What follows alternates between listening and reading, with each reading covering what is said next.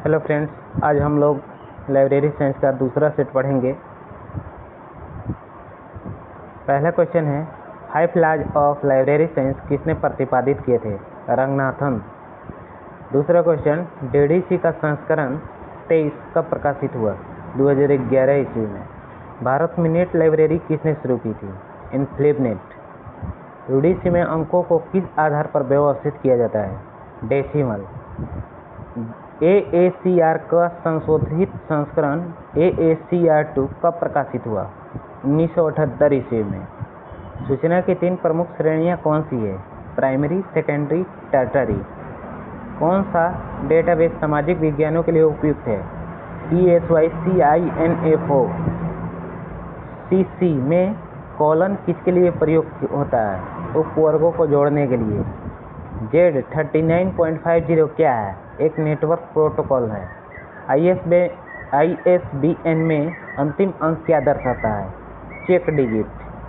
भारत में सबसे पुरानी लाइब्रेरी कौन सी मानी जाती है? सरस्वती महल, तंजावुर। सूचना विस्फोट का क्या अर्थ है? बहुत अधिक जानकारी का एकत्र होना।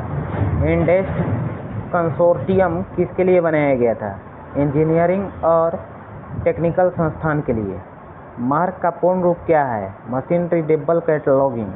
कौन सी सेवा रेफरेंस सर्विस का हिस्सा नहीं है? Book shelving. KOS का संबंध किससे है? नॉलेज रिप्रेजेंटेशन से। CC में PMEST फार्मूला का प्रयोग किसमें होता है? Classifying subject. सूचना खोज के 3 मुख्य चरण क्या है? Indexing, searching, evaluating. इनफ्लिबनेट का मुख्यालय कहाँ है? गांधीनगर, गुजरात। रेफरेंस इंटरव्यू का उद्देश्य क्या होता है? पाठक की ज़रूरतों को समझना। कौन सी योजना भारत में पुस्तकालयों को सहयोग देती है? RRLF यानी कि राजा Ram Mohan Roy library foundation. DOT का उपयोग किस लिए होता है? दस्तावेज की विशिष्ट पहचान के लिए। कौन सी तकनीक पुस्तक स्वचालन में प्रयुक्त होती है? LMS library management system. कौन सा सॉफ्टवेयर ओपन सोर्स है? कोहा। लाइब्रेरी बजटिंग में PPBS का मतलब क्या है? Program planning and budgeting system. RDA किसका उत्तराधिकारी है? AACR2 का। कौन सी शब्दावली ऑनलाइन शोध पत्रिकाओं के लिए उपयुक्त है? MESH यानी कि मेडिकल सब्जेक्ट हेडिंग। कौन सा कोड विषय वर्गीकरण से संबंधित है? UDC universal decimal classification. INSDOC अब किसमें विलीन हो चुका है? NISCAIR निस्केयर में। कौन सी लाइब्रेरी सेवा ICT पर आधारित है? करंट अवेयरनेस सर्विस, जिसको CAS कहते हैं। एब्स्ट्रैक्ट का उपयोग किस लिए होता है? दस्तावेज का सारांश के लिए। लाइब्रेरी कानून का तीसरा नियम क्या है? Every book it's reader. Library science में वीडिंग का क्या अर्थ है? पुरानी किताबें हटाना। कौन सी अंतर्राष्ट्रीय एजेंसी ISBN जारी करती है? Bowker. Who is the father of bibliography? Conrad Gesner. कौन सा कार्य प्राथमिक स्रोत नहीं है? Review article. British Museum library अब क्या कहलाती है? ब्रिटिश लाइब्रेरी कहलाती है।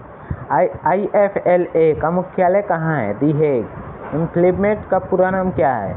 Information and library network. कौन सी सेवा उपयोगकर्ता को समय समय पर नई सामग्री से अवगत कराती है? CAS current awareness service. कौन सी प्रणाली फुल टेक्स्ट सर्च की सुविधा देती है? Search engine. कौन सा मेटाडेटा मानक डिजिटल संग्रह के लिए प्रयुक्त होता है? Dublin core. ग्रंथालय की आत्मा क्या मानी जाती है? उपयोगकर्ता, यूजर्स। लेकिन हमारे देखने से इसमें ग्रंथालय की आत्मा बुक्स को मानी जा सकती है।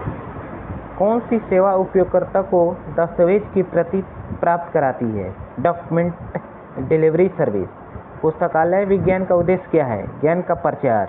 रेफरेंस पुस्तक का उदाहरण कौन सा है? विश्वकोश। ISBN का प्रयोग किसके लिए किया जाता है? कैटलॉगिंग में मानकीकरण के लिए। कौन सा ओपन एक्सेस जर्नल प्लेटफॉर्म है? DOAJ directory of open access journal. कौन सा ओपन एक्सेस जर्नल प्लेटफॉर्म है? DOAJ directory of open access journal. सूचना का मूल्य निर्धारण किससे जुड़ा है? लागत प्लस उपयोगिता। कौन सी सेवा उपयोगकर्ता की मांग पर दस्तावेज खोज कर देती है? SDI selective dissemination of information. ये हमारा इस सेट का 50 क्वेश्चन पूरा हुआ। यदि आपको अच्छा लगे तो आप हमारे चैनल को सब्सक्राइब करें और इस वीडियो को लाइक करें और शेयर करें। Thank you.